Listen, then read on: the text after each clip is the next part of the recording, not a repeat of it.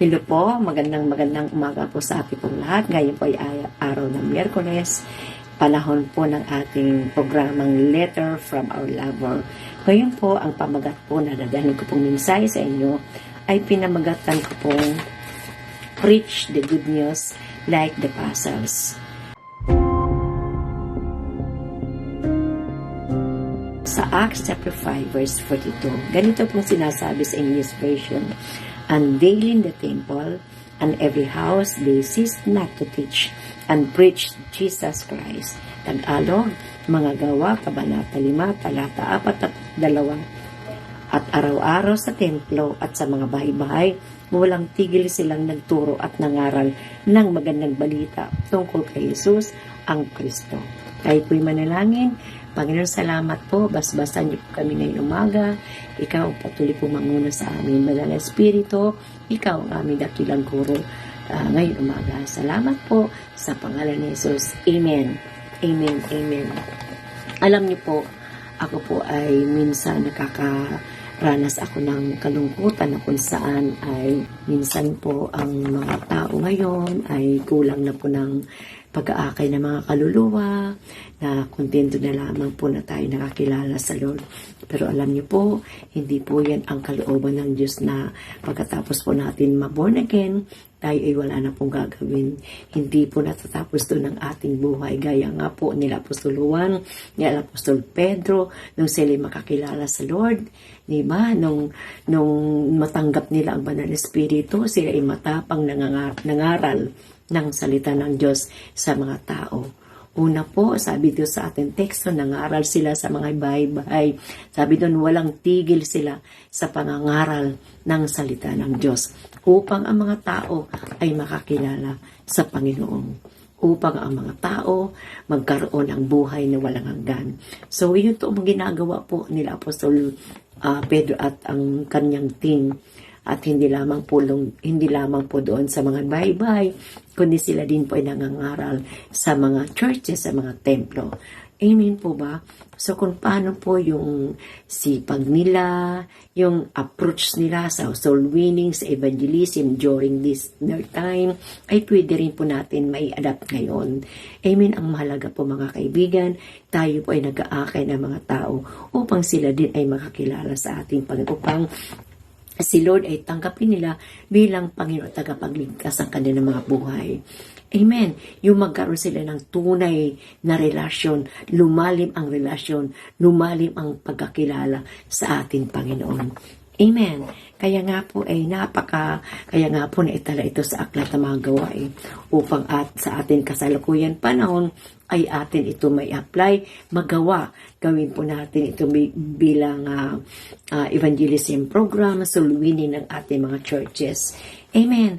Kasi bahagi po ito.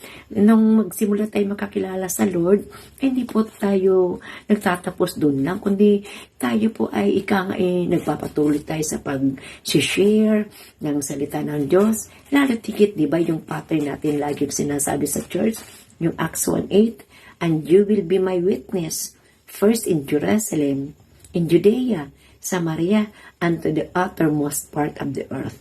So ito po yung ating sistema, ito po yung ating gagayahin na sistema nung panahon po nila Pedro at nila Juan.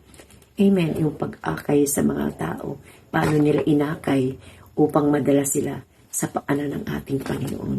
Amen. Di po ba sa atin, iniwanan po tayo ng Great Commission ng ating Panginoon?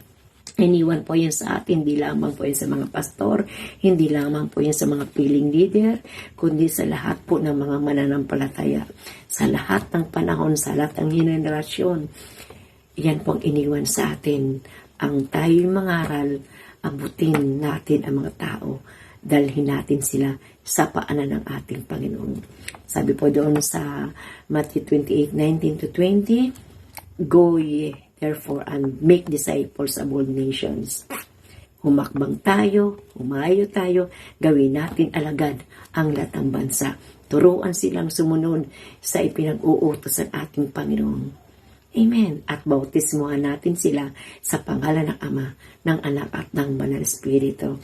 At sabi pa, karugtong pa doon sa naturang tekstong yun, at tandaan ninyo, kasama ninyo ako, sabi ng ating Panginoon.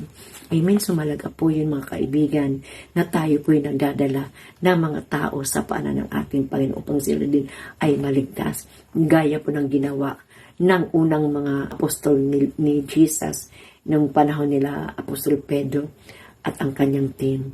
Amen. So tayo po ay manalangin. Humingi tayo ng Lord ng apoy sa ating puso upang tayo mag-akay ng mga kaluluwa para sa paanan ng Lord. Sapagkat sabi nga po sa 1 Timothy chapter 2 verse 4, ang ibig ng Diyos ay maligtas ang lahat at makaalam ng katotohanan. Amen. Tayo po yung manalangin. Panginoon, ilagay niyo po sa aming puso yung kami mag-akay ng mga tao, mga kaluluwa sa paanan mo, upang din sila ay makakilala, magkaroon ng personal na relasyon sa iyo, Panginoon. Maraming salamat po sa iyong kadakilaan, sa iyong kabutihan, sa pag-aalalay niyo po, Panginoon, sa amin.